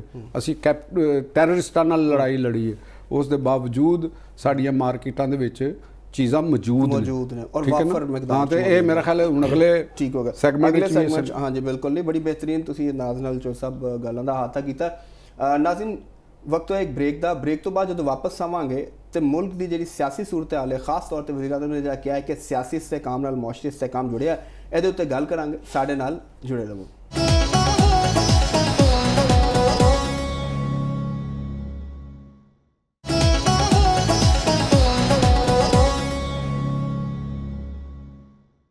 ਵੈਲਕਮ ਬੈਕ ਨਾਜ਼ਰੀਨ ਵਜ਼ੀਰ ਆਜ਼ਮ ਪਾਕਿਸਤਾਨ ਨੇ ਅੱਜ ਇਜਲਾਸ ਵਿੱਚ ਕਿਹਾ ਕਿ ਇਤਿਹਾਦ ਦੇ ਬਗੈਰ ਕੋਈ ਵੀ ਕੌਮ ਜਿਹੜੀ ਵੱਡੇ ਚੈਲੰਜਸ ਦਾ ਮੁਕਾਬਲਾ ਨਹੀਂ ਕਰ ਸਕਦੀ। ਨਾਲ ਉਹਨਾਂ ਨੇ ਵੀ ਕਿਹਾ ਕਿ ਸਿਆਸੀ ਇਸਤਹਿਕਾਮ ਜਿਹੜਾ ਉਹਦੇ ਨਾਲ ਹੀ ਮੁਆਸ਼ੀ ਇਸਤਹਿਕਾਮ ਜੁੜਿਆ।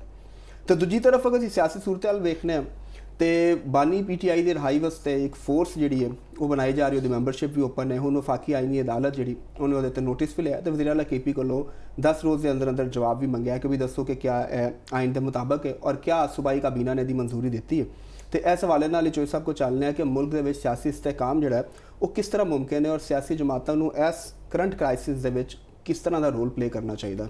ਚੌਧਰੀ ਸਾਹਿਬ ਸਿਆਸੀ ਸੂਰਤ-ਹਾਲ ਦੀ ਮੈਂ ਕਿਹਾ ਹੁਣ ਗੱਲ ਕਰ ਲਈਏ। ਦੇਖੋ, ਗੱਲ ਅਗਰ ਤੇ ਅਸੀਂ ਇੱਕ ਥਿਊਰੀ ਨੂੰ ਅਸੀਂ ਕਹਿੰਦੇ ਥਿਊਰੀ ਇੱਕ ਕਿ ਜਿਹੜਾ ਪੋਲੀਟੀਕਲ ਜਿਹੜੀ ਸਟੇਬਿਲਿਟੀ ਹੈ ਇਹ ਹੋਣੀ ਚਾਹੀਦੀ ਹੈ, ਇਹ ਤਾਂ ਬਿਲਕੁਲ ਠੀਕ ਹੈ ਗੱਲ ਕਿ ਹੋਣੀ ਚਾਹੀਦੀ, ਕਿਉਂ ਨਹੀਂ ਹੋਣੀ ਚਾਹੀਦੀ।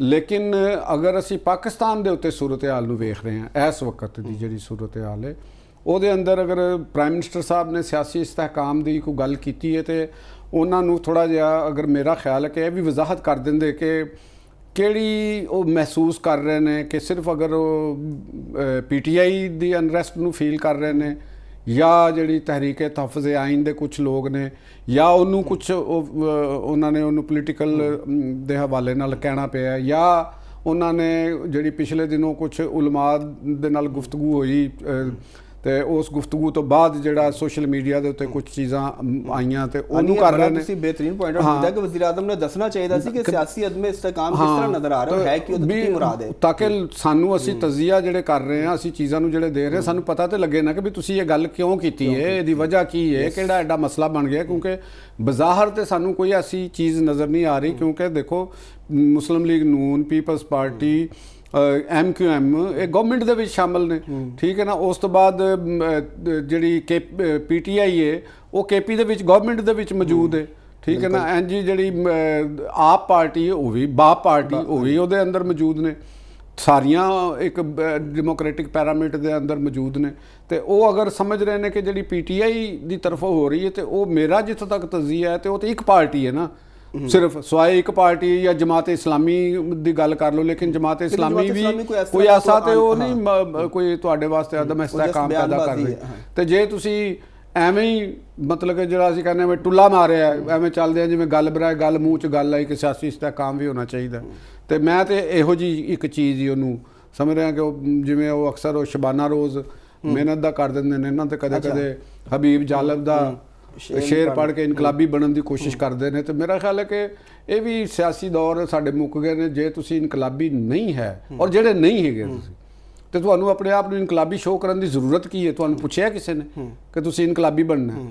ਤੁਸੀਂ ਅਗਰ ਇਸ ਕੈਪੀਟਲਿਸਟ ਸਿਸਟਮ ਦੇ ਨਾਲ ਮੁਖਲਸ ਹੋ ਤੇ ਅਸੀਂ ਤੇ ਡਿਮਾਂਡ ਇਹੋ ਹੀ ਕਰਾਂਗੇ ਨਾ ਕਿ ਤੁਸੀਂ ਇੱਕ ਇਸ ਕੈਪੀਟਲਿਸਟ ਸਿਸਟਮ ਦੇ ਉੱਤੇ ਜਿਹੜਾ ਸਿਸਟਮ ਹੈ ਤੁਸੀਂ ਉਹਨੂੰ ਹੀ ਇਮਾਨਦਾਰੀ ਨਾਲ ਚਲਾ ਲਓ। ਤੁਸੀਂ ਸੋਸ਼ਲਿਜ਼ਮ ਵਾਸਤੇ ਤੇ ਤੁਸੀਂ ਇਸਲਾਮੀ ਇਨਕਲਾਬ ਵਾਸਤੇ, ਤੁਸੀਂ ਰਿਆਸਤ ਮਦੀਨਾ ਵਾਸਤੇ ਤੇ ਤੁਹਾਡੀ ਮਿਹਰਬਾਨੀ ਸਾਡੇ ਹੱਥ ਜੁੜੇ ਜੇ ਤੇ ਤੁਸੀਂ ਜੋ ਕੰਮ ਕਰਤਾ, ਜੋ ਤੁਸੀਂ ਮਨਸ਼ੂਰ ਦਿੱਤਾ ਨਾ ਉਹਦੇ ਤੇ ਰਹੋ। ਹੁਣ ਗੱਲ ਇਹ ਆ ਗਈ ਕਿ ਫੋਰਸ ਦੀ, ਨੋ ਡਾਊਟ ਪਾਕਿਸਤਾਨ ਦੇ ਕਨਸਟੀਟਿਊਸ਼ਨ ਦੇ ਵਿੱਚ ਕੀ ਦੁਨੀਆ ਦੀ ਕਿਸੇ ਵੀ ਮਾਡਰਨ ਸਟੇਟ ਦੇ ਅੰਦਰ ਜਿਹੜੀਆਂ ਵੀ ਸਟੇਟ ਨੇ ਜਾਂ ਦੁਨੀਆ 'ਚ ਅੱਜ ਤੱਕ ਜਿੰਨੀਆਂ ਵੀ ਸਟੇਟ ਬਣੀਆਂ ਨੇ, ਬਾਦਸ਼ਾਹਤ ਹੋਵੇ ਜਾਂ ਡੈਮੋਕ੍ਰੇਸੀ ਹੋਵੇ, ਆਮਰੀਅਤ ਹੋਵੇ, ਸਟੇਟ ਵਿਦਿਨ ਸਟੇਟ ਨਹੀਂ ਹੋ ਸਕਦੀ। ਸਟੇਟ ਦੇ ਅੰਦਰ ਫੋਰਸਿਸ ਉਹੀ ਫੋਰਸਿਸ ਹੁੰਦੀਆਂ ਨੇ ਜਿਨ੍ਹਾਂ ਨੂੰ ਕਨਸਟੀਟਿਊਸ਼ਨ ਨੇ ਇਜਾਜ਼ਤ ਦਿੱਤੀ ਹੁੰਦੀ ਹੈ ਕਿ ਇਹ ਫੋਰਸ ਨੇ ਔਰ ਉਹ ਸਟੇਟ ਦੀ ਰਿਪਰੈਜ਼ੈਂਟੇਟਿਵ ਹੁੰਦੀਆਂ ਨੇ। ਜਿਵੇਂ ਪਾਕਿਸਤਾਨ ਹੈ, ਪਾਕਿਸਤਾਨ 'ਚ ਪਾਕਿਸਤਾਨ ਦੀਆਂ ਮਸੱਲਾ ਫੌਜ ਨੇ, ਪੁਲਿਸ ਹੈ, ਕਾਂਸਟੇਬਲਰੀ ਹੈ ਜਾਂ ਜਿਹੜੀਆਂ ਵੀ ਉਹਦੇ ਨਾਲ ਜਿਹੜੇ ਆ ਪ੍ਰਾਈਵੇਟ ਲਸ਼ਕਰ ਨੇ ਬਣੇ ਹੋਏ ਕਿ ਫਲਾਨਾ ਲਸ਼ਕਰ ਤੇ ਢੀਂਗ ਲਸ਼ਕਰ, ਇਹ ਜਿਹੜੇ ਨੇ ਇਹ ਨਾਨ ਸਟੇਟ ਐਕਟਰ ਨੇ, ਇਹ ਕਿਸੇ ਰਿਆਸਤ ਦੀਆਂ ਬੁਨਿਆਦਾਂ ਨੂੰ ਖੋਖਲਾ ਕਰਨ ਦਾ ਬਾਇਸ ਬਣਦੇ ਨੇ। ਵੈਸੇ ਚੋਈ ਸਾਹਿਬ ਜੀ ਤੁਸੀਂ ਗੱਲ ਕੀਤੀ ਪਹਿਲੇ ਵੀ ਲਸ਼ਕਰ ਦੇ ਨਾਂ ਨਾਲ ਬੜੇ ਨਾਂ ਰੱਖੇ ਜਾਂਦੇ, ਬੜੇ ਲਸ਼ਕਰਾਂ ਦੇ ਨਾਂ ਦੇ ਨਾਲ ਰੱਖਦੇ ਨੇ। ਅਬੇ ਇਹ ਫਲਾਨੀ ਫੋਰਸ ਆ ਗਈ, ਇਹ ਫਲਾਨਾ ਮਜ਼ਹਬ ਦੇ ਨਾਂ ਦੇ ਉੱਤੇ ਆ ਗਈ। ਈਵਨ ਤੁਸੀਂ ਇਹ ਦੇਖੋ ਕਿ ਸਟੂਡੈਂਟ ਯੂਨੀਅਨਸ ਜਿਹੜੀਆਂ ਨੇ ਉਹ ਮਜ਼ਹਬ ਦੇ ਨਾਂ ਦੇ ਨਾਲ, ਮਸਾਲਿਕ ਦੇ ਨਾਂ ਦੇ ਨਾਲ ਸਟੂਡੈਂਟ ਯੂਨੀਅਨਾਂ ਨੇ। ਤੁਸੀਂ ਇਹ ਦੱਸੋ ਕਿ ਜਿਹੜੀਆਂ ਜਾਮਿਆਤ ਵਿੱਚ ਮਸਲਕਾਂ ਦੇ ਨਾਂ ਦੇ ਉੱਤੇ ਯੂਨੀਅਨਾਂ ਬਣ ਜਾਣਗੀਆਂ, ਉਹ ਬੱਚੇ ਜਿਹੜੇ ਨੇ ਤੁਸੀਂ ਉਹਨਾਂ ਨਾਲ ਨੇਕੀ ਕਰਦੇ ਪਏ ਹੋ ਜਾਂ ਉਹਨਾਂ ਦਾ ਬੇੜਾ ਗਰਕ ਕਰ ਰਹੇ ਹੋ? ਉਸ ਮੁਲਕ ਦਾ ਤੁਸੀਂ ਅੱਛਾ ਕਰ ਰਹੇ ਹੋ ਜਾਂ ਉਸ ਮੁਲਕ ਦਾ ਬੇੜਾ ਗਰਕ ਕਰ ਰਹੇ ਹੋ? ਉਹਦੇ ਜਿਹੜੇ ਮਾਸ਼ਰੀ ਜਾਂ ਸਮਾਜੀ ਇਕਦਾਰ ਦੇ ਤਾਰੋ ਪੌਦ ਤੁਸੀਂ ਬਖੇਰ ਰਹੇ ਹੋ। इधर कानून खामोश है, इंतजामिया खामोश है। कानून मौजूद है, इंतजामिया खामोश है, साढ़े रिप्रजेंटेटिव खामोश ने। एनजी जी है यूथ रिहाई फोर्स भी जो कानून मौजूद है और तुसी उस कानून के तहत हल्फ ले हुए ने। वजीर आला KP वजीर आला तो इस वास्ते बने ने ना कि उन्होंने हल्फ लिया है और वो मुंतखब होए ने उस कॉन्स्टिट्यूशन के तहत। अगर वो मुंतखब ना होए तो वजीर आला किस तरह हो सकते हैं? ठीक है ना।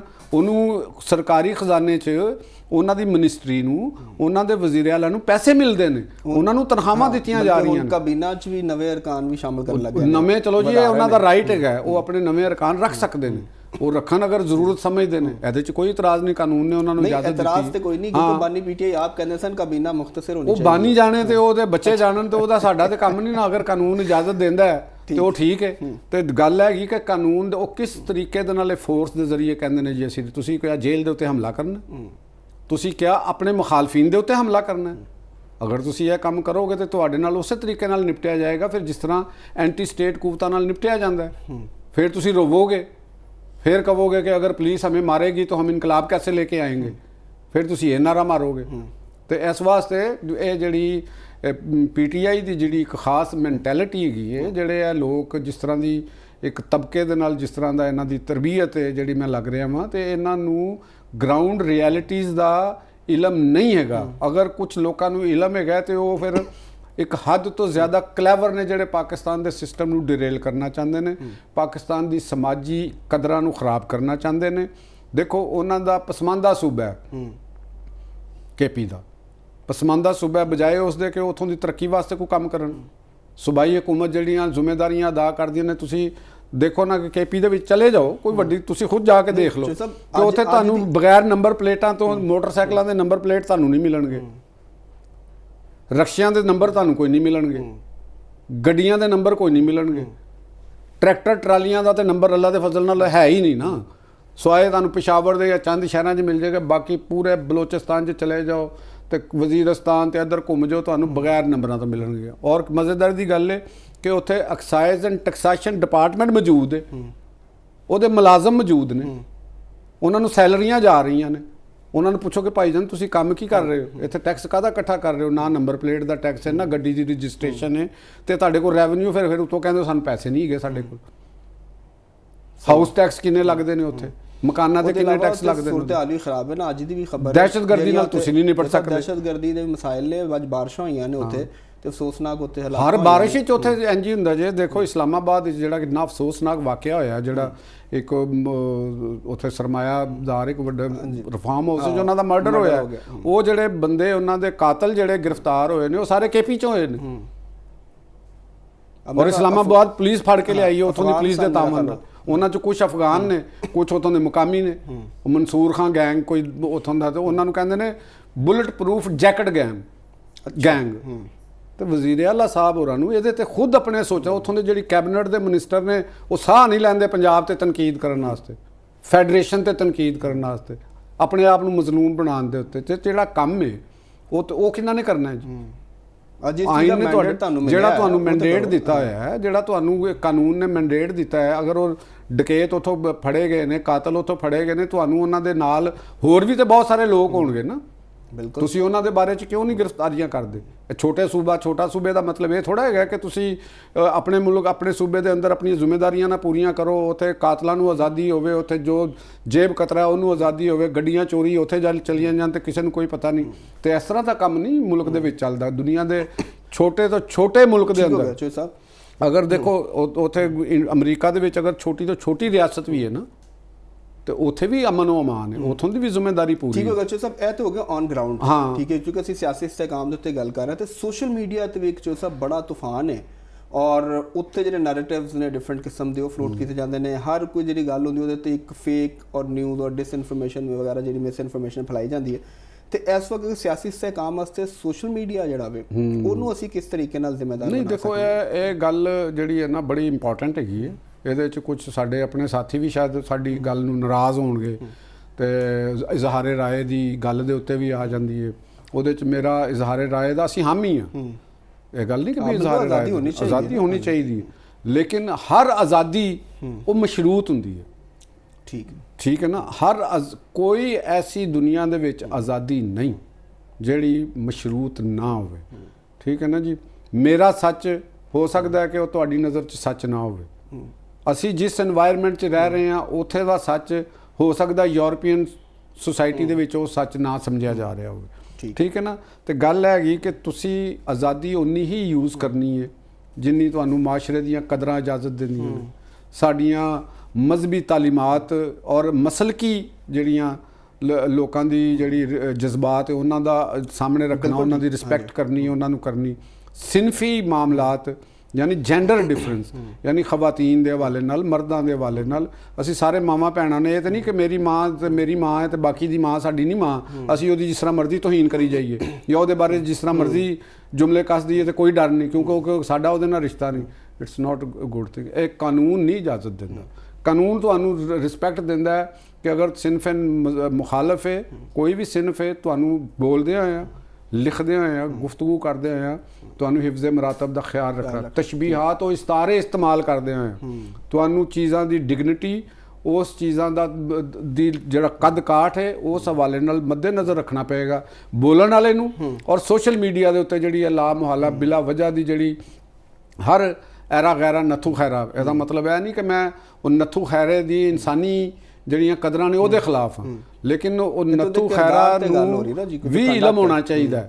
ਠੀਕ ਹੈ ਨਾ। ਟੌਮ ਐਂਡ ਹੈਰੀ ਨੂੰ ਵੀ ਇਲਮ ਹੋਣਾ ਚਾਹੀਦਾ ਹੈ ਕਿ ਵੀ ਅਸੀਂ ਕਿਸ ਤਰ੍ਹਾਂ, ਸਾਡੀ ਕੀ ਵੈਲਿਊਜ਼ ਨੇ, ਕੀ ਚੀਜ਼ਾਂ ਨੇ, ਉਹਨਾਂ ਦੇ ਉੱਤੇ ਵੀ। ਵਰਨਾ ਸਾਡੇ ਤੇ ਕਾਨੂੰਨ ਨਾਲ ਗੁਲ ਖਾਨ ਨੂੰ ਵੀ ਪਤਾ ਹੋਣਾ ਚਾਹੀਦਾ ਕਿ ਮੈਂ ਜਿਹੜਾ ਨਾ ਕਿੰਨਾ ਕੰਮ ਕਰਨਾ ਔਰ ਕਿੰਨਾ ਨਹੀਂ ਕਰਨਾ। ਇਸ ਵਾਲੇ ਨਾਲ ਸਾਡੇ ਇੱਕ ਦੋਸਤ ਨੇ ਡੀਜੀ ਮੈਮਰਾ ਲਾਹੌਰ ਦੇ ਰਹੇ ਨਾ, ਉਹ ਕਹਿੰਦੇ ਨੇ ਕਿ ਅੱਲਾਹ ਤਾਲਾ ਨੇ ਇਨਸਾਨ ਨੂੰ ਇੰਨਾ ਕੀ ਆਜ਼ਾਦ ਪੈਦਾ ਕੀਤਾ, ਫਰੀडम ਆਫ ਸਪੀਚ ਤੇ ਗੱਲ ਹੋਈ ਸੀ ਨਾ, ਤੇ ਇੰਨਾ ਹੀ ਆਜ਼ਾਦ ਪੈਦਾ ਕੀਤਾ ਕਿ ਉਹਦੇ ਸੱਜੇ ਖੱਬੇ ਦੋ ਫਰਿਸ਼ਤੇ ਚੈੱਕ ਐਂਡ ਬੈਲੈਂਸ ਵਾਸਤੇ ਰੱਖੇ ਨੇ। ਤੇ ਉਹਨੇ ਕਿਹਾ ਬਾਉਂਡਰੀਜ਼ ਜਿਹੜੀ ਤੁਸੀਂ ਗੱਲ ਕਰ ਰਹੇ ਹੋ ਕਿ ਹਦੂਦੋ ਕਯੂਦ ਮੌਜੂਦ ਨੇ, ਉਹਦੇ ਹਿਸਾਬ ਨਾਲ ਨਹੀਂ। ਦੇਖੋ ਦੁਨੀਆ 'ਚ ਕੋਈ ਵੀ ਕਨਸਟੀਟਿਊਸ਼ਨ ਕਿਉਂ ਬਣਦਾ?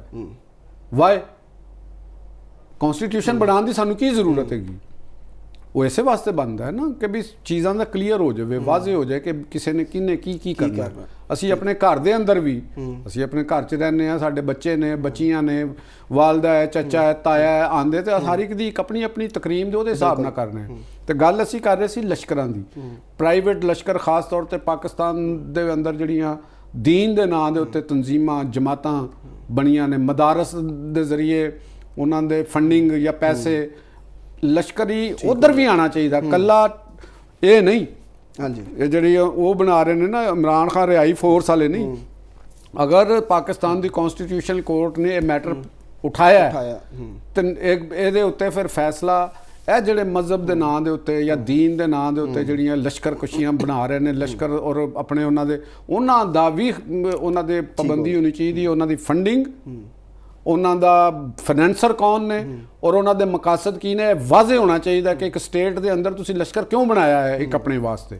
ਤੇ ਮੈਂ ਤੇ ਇਹਦੇ ਬਿਲਕੁਲ ਖਿਲਾਫ ਹਾਂ। ਕਿਸੇ ਸਟੇਟ ਦੇ ਅੰਦਰ ਇਹ ਚੀਜ਼ ਨਹੀਂ ਹੋ ਰਹੀ। ਇੰਡੀਆ 'ਚ ਵੀ ਇਹ ਕੰਮ ਹੋ ਰਿਹਾ, ਕੋਈ ਬਜਰੰਗ ਦਲ ਹੈ, ਕੋਈ ਫਲਾਨੀ ਦਲ ਹੈ ਤੇ ਢੀਂਗ ਦਲ ਹੈ। ਇਹ ਜਿਹੜੀਆਂ ਸ਼ੁਰੂ ਹੋਈਆਂ ਨੇ ਨਾ ਚੀਜ਼ਾਂ, ਇਹ ਅਲਟੀਮੇਟ ਇੰਡੀਆ ਵਾਸਤੇ ਵੀ ਨੁਕਸਾਨਦੇਹ ਹੋਣਗੀਆਂ। ਇਹ ਮਾਫੀਆਜ਼ ਨੂੰ ਫਿਰ ਕੰਟਰੋਲ ਕਰਨਾ ਸ਼ੁਰੂ ਕਰ ਦਿੰਦੇ ਨੇ, ਡਿਫਰੈਂਟ ਕਿਸਮ ਦੇ ਕ੍ਰਿਮੀਨਲ ਗੈਂਗ ਆ ਜਾਂਦੇ ਨੇ ਉਹਦੇ ਅੰਦਰ। ਤੁਸੀਂ ਇੰਡੀਆ ਦੀ ਵੀ ਗੱਲ ਕਰੋ, ਤੁਹਾਨੂੰ ਕੋਈ ਇੰਟਰਨੈਸ਼ਨਲ ਪਲੇਅਰਸ ਵੀ ਇਹਦੇ ਪਿੱਛੇ ਨਜ਼ਰ ਇੰਟਰਨੈਸ਼ਨਲ ਪਲੇਅਰ ਹੁੰਦੇ ਨੇ, ਕਿਉਂ ਨਹੀਂ ਹੁੰਦੇ? ਪੂਰੀ ਦੁਨੀਆ 'ਚ ਦੇਖੋ ਜਿਹੜੀ ਇਹ ਸਿੰਪਲ ਤੁਸੀਂ ਇੱਕ ਮਿਸਾਲ ਲੈ ਲਓ ਕਿ black economy, dark web, dark ਦੁਨੀਆ ਜਿਹਨੂੰ ਅਸੀਂ ਜਰਾਇਮ, ਸਾਡੇ ਪਾਕਿਸਤਾਨ ਦੇ ਅੰਦਰ ਜਿਹੜੇ ਜਰਾਇਮ ਪੇਸ਼ਾ ਲੋਕਾਂ ਦੇ ਵਿੱਚ ਉਹਨੂੰ ਕਹਿੰਦੇ ਨੇ ਕਾਲੀ ਦੁਨੀਆ। ਇਹ ਕਾਲੀ ਦੁਨੀਆ ਐਗਜ਼ਿਸਟ ਕਰਦੀ ਹੈ। ਕਾਲੀ ਦੁਨੀਆ ਆਪਣੇ ਹਮਾਇਤੀ ਵੀ ਪੈਦਾ ਕਰਦੀ ਹੈ। ਕਾਲੀ ਦੁਨੀਆ ਉਹਨਾਂ ਨੂੰ ਫੰਡਿੰਗ ਵੀ ਕਰਦੀ ਹੈ। ਉਹ ਕਾਲੀ ਦੁਨੀਆ ਮੰਜ਼ਰ ਤੇ ਨਹੀਂ ਆਉਣਾ ਚਾਹੁੰਦੀ, ਉਹ ਰੌਸ਼ਨੀ ਤੋਂ ਡਰਦੀ ਹੈ, ਉਹ ਚਿਹਰੇ ਬਖਾਨ ਤੋਂ ਡਰਦੀ ਹੈ। ਕਿਉਂ ਡਰਦੀ ਹੈ? ਕਿਉਂਕਿ ਉਹ ਖਿਲਾਫ ਕਾਨੂੰਨ ਹੁੰਦੇ ਨੇ। ਉਹਨਾਂ ਦਾ ਕਾਰੋਬਾਰ, ਉਹਨਾਂ ਦੀ ਐਕਟੀਵਿਟੀ, ਉਸ ਕਾਨੂੰਨ ਉਹਦੀ ਇਜਾਜ਼ਤ ਨਹੀਂ ਦਿੰਦਾ, ਮਾਸ਼ਰਾ ਉਹਦੀ ਇਜਾਜ਼ਤ ਨਹੀਂ ਦਿੰਦਾ, ਲੇਕਿਨ ਉਹਦੇ 'ਚ ਪੈਸਾ ਬਹੁਤ ਜ਼ਿਆਦਾ ਹੁੰਦਾ। ਉਹਨਾਂ ਨੇ ਸੋਸ਼ਲ ਮੀਡੀਆ ਵੀ ਯੂਜ਼ ਕਰ ਰਹੇ ਨੇ, ਉਹ ਬਿਲਕੁਲ ਕਰ ਰਹੇ ਨੇ, ਉਹ ਡਾਰਕ ਵੈਬ ਵੀ ਯੂਜ਼ ਕਰ ਰਹੇ ਨੇ। ਤੁਸੀਂ ਦੇਖ ਲਓ ਕਿ ਕਿਸ ਤਰ੍ਹਾਂ ਦੁਨੀਆ ਦੇ ਵਿੱਚ ਕਿਆ ਪ੍ਰੋਸਟੀਟਿਊਸ਼ਨ ਨਹੀਂ ਚੱਲ ਰਹੀ, ਖਵਾਤੀਨ ਦੀ ਤਿਜਾਰਤ ਨਹੀਂ ਚੱਲ ਰਹੀ, ਬੱਚੇ ਅਗਵਾ ਨਹੀਂ ਹੋ ਰਹੇ, ਬੱਚਿਆਂ ਦੇ ਅਜ਼ਾ ਕੱਢ ਕੇ ਨਹੀਂ ਵੇਚੇ ਜਾ ਰਹੇ। ਠੀਕ ਹੈ ਨਾ। ਕੋਕੇਨ ਨਹੀਂ ਵੇਚੀ ਜਾ ਰਹੀ, ਮਨਸ਼ਿਆਤ ਦਾ ਕਾਰੋਬਾਰ ਨਹੀਂ ਹੋ ਰਿਹਾ, ਅਸਲਾ ਨਹੀਂ ਹੋ ਰਿਹਾ। ਇਹ ਪੈਸਾ ਕਿੱਥੇ ਜਾ ਰਿਹਾ? ਔਰ ਪੈਸਾ ਵੀ ਜਾ ਰਿਹਾ, ਫਿਰ ਉਹ ਯੂਨੀਵਰਸਿਟੀਆਂ ਤੱਕ ਵੀ ਪਹੁੰਚ ਰਿਹਾ, ਉਹ ਯੂਨੀਵਰਸਿਟੀਆਂ ਤੱਕ ਵੀ ਪਹੁੰਚ ਰਿਹਾ। ਨੌਜਵਾਨਾਂ ਨੂੰ ਪਤਾ ਕਿ ਕਿੱਥੇ ਚੀਜ਼ਾਂ ਮਿਲ ਰਹੀਆਂ ਨੇ। ਔਰ ਉਹ ਆਪਣੇ ਆਪ ਨੂੰ ਬਚਾਉਣ ਵਾਸਤੇ ਉਹ ਸਿਸਟਮ ਨੂੰ ਤਬਾਹ ਉਹ ਤਾਂ ਕਰਨਗੇ ਤਬਾਹ, ਉਹ ਕਿਉਂ ਨਹੀਂ ਕਰਨਗੇ? ਇਹ ਉਹਨਾਂ ਲੋਕਾਂ ਦਾ ਕੰਮ ਹੈ ਜਿਹੜੇ ਸਿਸਟਮ ਦੇ ਰਖਵਾਲੇ ਹੁੰਦੇ ਨੇ। ਸਾਡਾ ਵੀ ਜ਼ੋਰ ਉਹਨਾਂ ਤੇ, ਅਸੀਂ ਵੀ ਉਹਨਾਂ ਨੂੰ ਕਹਿ ਰਹੇ ਕਿ ਕਿਸ ਤਰ੍ਹਾਂ ਲਸ਼ਕਰ ਬਣ ਸਕਦਾ। ਠੀਕ, ਉਹ ਇਹਨਾਂ ਨੂੰ ਬਾਈ ਫੋਰਸ ਖਤਮ ਕਰਨਾ ਚਾਹੀਦਾ, ਕਿਉਂਕਿ ਇਸ ਤੋਂ ਇਲਾਵਾ ਇਹਨਾਂ ਦਾ ਕੋਈ ਹੱਲ ਨਹੀਂ ਹੈਗਾ। ਨਾ ਇਹ ਮੁਜ਼ਾਕਰਾਤ ਵਾਸਤੇ ਮੰਨ ਸਕਦੇ ਨੇ, ਬਲੈਕ ਮਨੀ ਕਦੇ ਵੀ ਨਹੀਂ ਮੰਨ ਸਕਦੀ। ਕਿੰਨੀ ਦਫਾ ਐਮਨਿਸਟੀਆਂ ਦਿੱਤੀਆਂ ਨੇ, ਬਿਲਕੁਲ ਹਰ ਹਕੂਮਤ ਆਂਦੀ ਹਰ ਦਿੰਦੀਆਂ ਨੇ, ਲੇਕਿਨ ਉਹ ਖਤਮ ਹੁੰਦੀ ਹੈ ਤੇ ਬਲੈਕ ਮਨੀ ਦਾ ਸਾਈਜ਼ ਉਸ ਤੋਂ ਵੀ ਵੱਡਾ ਹੋ ਜਾਂਦਾ। ਤੇ ਲਿਹਾਜ਼ਾ ਇਹ ਕੋਈ ਤਰੀਕਾਕਾਰ ਨਹੀਂ ਹੈਗਾ। ਕਾਨੂੰਨ ਨੂੰ ਉਹਦੀ ਰੂਹ ਦੇ ਮੁਤਾਬਕ ਜਦ ਤੱਕ ਤੁਸੀਂ ਨਾਫਜ਼ ਨਹੀਂ ਕਰੋਗੇ ਔਰ ਸਿਸਟਮ ਨੂੰ ਪਲੱਗ ਇਨ ਨਹੀਂ ਕਰੋਗੇ, ਸਿਸਟਮ ਨੂੰ ਚੈੱਕ ਨਹੀਂ ਕਰੋਗੇ, ਉਨੀ ਦੇਰ ਤੱਕ ਸਿਸਟਮ ਉਹ ਕੰਮ ਨਹੀਂ ਕਰੇਗਾ। ਸਿਸਟਮ ਦੀ ਮਸ਼ੀਨ ਜ਼ੰਗ ਆਲੂਦ ਰਹੇਗੀ। ਐਵੇਂ ਨਹੀਂ ਪੈਸੇ ਦੇ ਰਹੇ ਅਸੀਂ, ਸਾਡੇ ਟੈਕਸਾਂ 'ਚੋਂ ਪੈਸੇ ਜਾ ਰਹੇ ਨੇ, ਸਾਨੂੰ ਤਕਲੀਫ ਹੁੰਦੀ ਹੈ ਕਿ ਜਦੋਂ ਅਸੀਂ ਲਾ ਕਾਨੂੰਨੀਅਤ ਦੇਖਦੇ ਹਾਂ, ਸਰਕਾਰੀ ਅਫਸਰ ਗੱਡੀਆਂ 'ਚ ਬੈਠਾ ਹੈ, ਸਰਕਾਰੀ ਅਫਸਰ ਦੇ ਬੀਵੀ ਬੱਚੇ ਜਿਹੜੇ ਨੇ ਉਹ ਸਰਕਾਰੀ ਗੱਡੀਆਂ 'ਤੇ ਫਿਰ ਰਹੇ ਨੇ। ਬਈ ਕਿਉਂ? ਵਜ੍ਹਾ ਹੈਗੀ ਕਿ ਅਸੀਂ ਕਦੇ ਇਹਦੇ 'ਤੇ ਗੱਲ ਨਹੀਂ ਕੀਤੀ। ਤੇ ਮੇਰਾ ਖਿਆਲ ਹੈ ਕਿ ਸਾਡੀ ਕੋਰਟ ਸਾਡੇ ਹੱਕ ਦੇ ਵਿੱਚ ਫੈਸਲਾ ਕਰੇਗੀ। ਐਸਾ ਜੀ ਫੋਰਸਿਸ ਦੀ ਕੋਈ ਉਹਨਾਂ ਨੂੰ ਬੁਲਾ ਕੇ ਵਜ਼ਾਹਤ ਲੈਣੀ ਚਾਹੀਦੀ। ਆਓ ਤੇ ਮੰਗ ਲਈ ਉਹਨਾਂ ਨੇ, ਬਿਲਕੁਲ ਦੇਣੀ ਚਾਹੀਦੀ। ਨਾਜ਼ਰੀਨ, ਪ੍ਰੋਗਰਾਮ 'ਚ ਵਕਤ ਹੋਇਆ ਬ੍ਰੇਕ ਦਾ। ਬ੍ਰੇਕ ਤੋਂ ਬਾਅਦ ਜਦੋਂ ਵਾਪਸ ਆਵਾਂਗੇ ਤੇ ਇਰਾਨ ਅਮਰੀਕਾ ਇਸਰਾਈਲ ਜੰਗ ਦੇ ਹਵਾਲੇ ਨਾਲ ਗੱਲ ਕਰਾਂਗੇ। ਸਾਡੇ ਨਾਲ ਜੁੜੇ ਰਹੋ।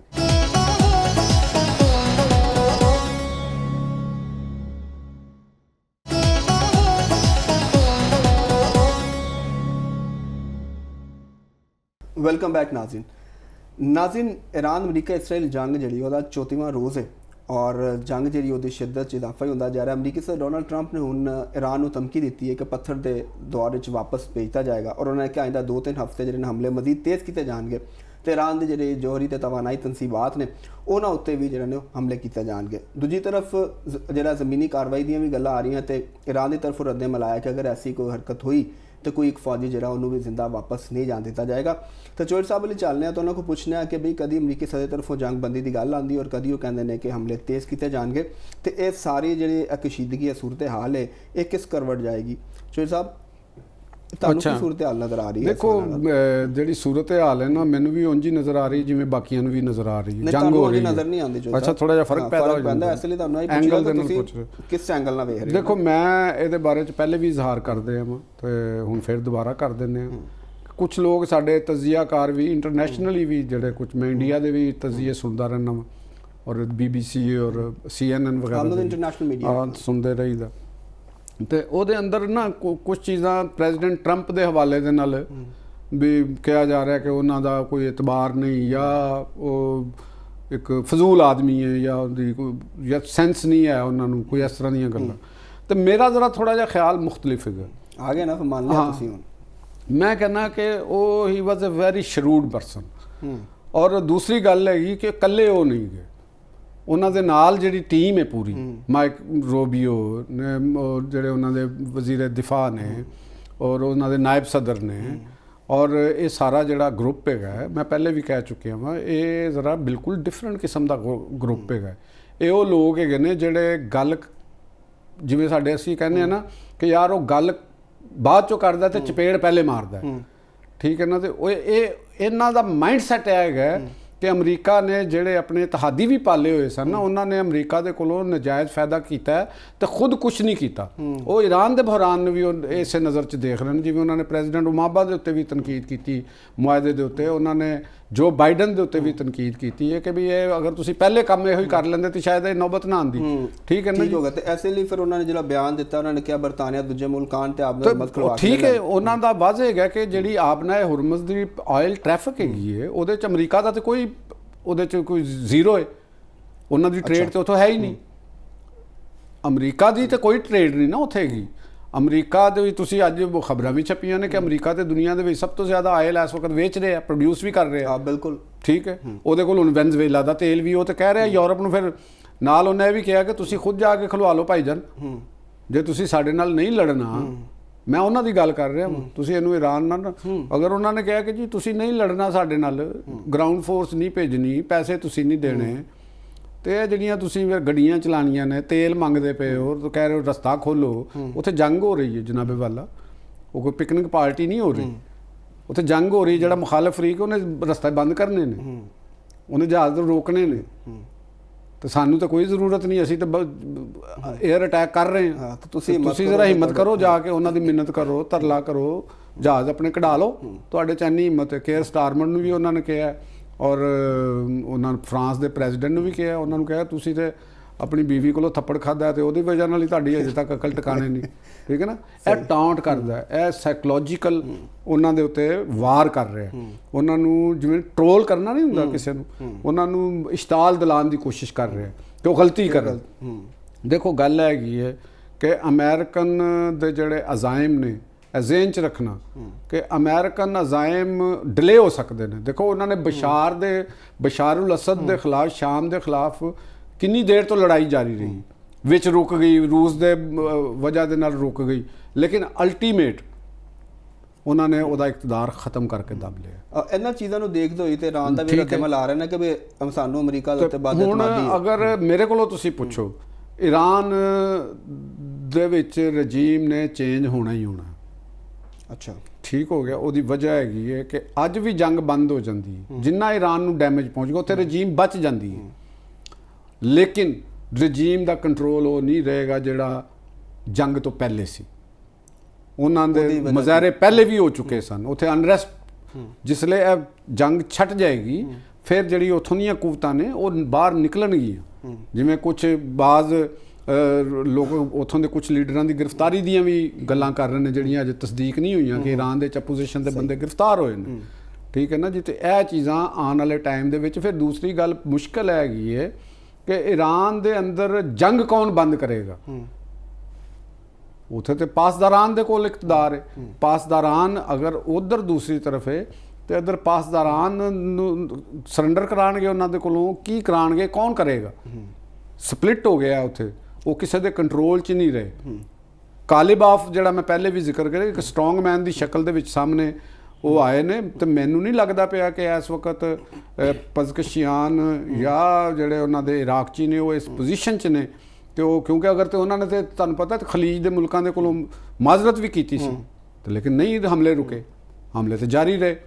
ਕੁਝ ਤੇ ਇਹ ਵੀ ਇਤਲਾਤ ਨੇ, CNN ਦੇ ਰਿਪੋਰਟਰ ਇਤਲਾਤ ਦੇ ਰਹੇ ਨੇ ਕਿ ਮੁਤਹਦਾ ਅਰਬ ਅਮਾਰਾਤ ਔਰ ਇਹ ਚਾਹ ਰਹੇ ਨੇ ਕਿ ਇਹ ਖੁਦ ਵੀ ਕੋਸ਼ਿਸ਼ ਕਰ ਰਹੇ ਨੇ ਕਿ ਜੰਗ ਨੂੰ ਮੰਤਕੀ ਅੰਜਾਮ ਤੋਂ ਪਹੁੰਚਾਏ ਬਗੈਰ ਨਾ ਰੱਖਿਆ ਜਾਏ, ਕਿਉਂਕਿ ਬਾਅਦ 'ਚ ਸਾਡਾ ਕੀ ਬਣੇਗਾ।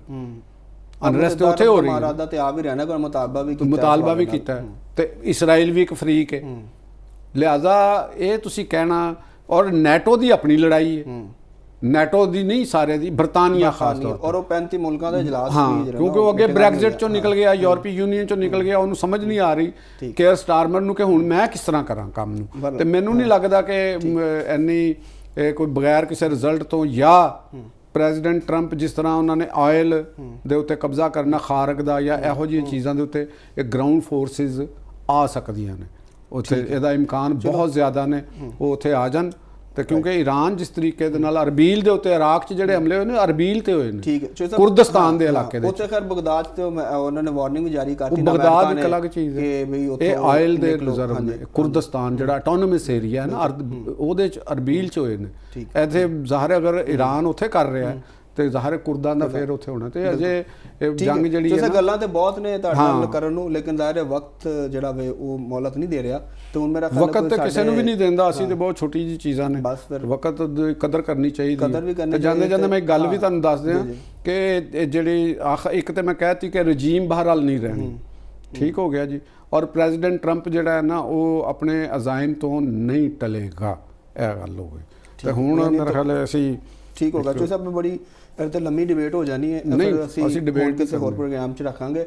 ਤੇ ਕੋਈ ਸਾਡੇ ਨਾਜ਼ਰੀਨ ਨੂੰ ਕੋਈ ਮੈਸੇਜ ਦੇਣਾ ਚਾਹੀਦਾ? ਨਾਜ਼ਰੀਨ ਵਾਸਤੇ, ਜਿਹੜੇ ਦੇਖਣ ਵਾਲੇ ਨੇ, ਸਾਡੇ ਸੁਣਨ ਵਾਲੇ ਨੇ, ਉਹਨਾਂ ਵਾਸਤੇ ਮੈਸੇਜ ਇਹ ਹੈਗਾ ਕਿ ਅਗਰ ਗਵਰਨਮੈਂਟ ਨੇ ਸਾਦਗੀ ਦੀ ਗੱਲ ਕੀਤੀ ਹੈ ਤੇ ਉਹ ਆਵਾਮ ਵੀ ਉਹਦੀ ਪੂਰੀ ਤਰ੍ਹਾਂ ਸਾਥ ਦੇ। ਦੇਖੋ ਨਾ, 3 ਛੁੱਟੀਆਂ ਦਾ ਮਤਲਬ ਇਹ ਨਹੀਂ ਹੁੰਦਾ ਕਿ ਤੁਸੀਂ ਉਹਦੇ ਅੰਦਰ ਕੋਈ ਤਕਰੀਬਾਤ ਕਰਨੀਆਂ ਨੇ ਜਾਂ ਤੁਸੀਂ ਉਹਨੂੰ ਇੰਜੋਏ ਕਰਨਾ ਹੈ। ਸਕੂਲਾਂ 'ਚ ਛੁੱਟੀਆਂ ਨੇ ਤੇ ਉਹਨੂੰ ਵੀ ਸਾਦਗੀ ਦੇ ਨਾਲ ਔਰ ਤਰੀਕੇ ਦੇ ਨਾਲ ਮਨਾਓ। ਦੂਸਰੀ ਤਰਫ ਗਵਰਨਮੈਂਟ ਨੂੰ ਵੀ ਇਹ ਕਹਾਂਗੇ ਕਿ ਸਾਦਗੀ ਤੁਸੀਂ ਸਿਰਫ ਐਲਾਨ ਨਾ ਕਰੋ, ਜ਼ੇਨ 'ਚ ਰੱਖੋ ਕਿ ਸੋਸ਼ਲ ਮੀਡੀਆ ਵੀ, ਮੀਡੀਆ ਤੁਹਾਨੂੰ ਦੇਖ ਰਿਹਾ।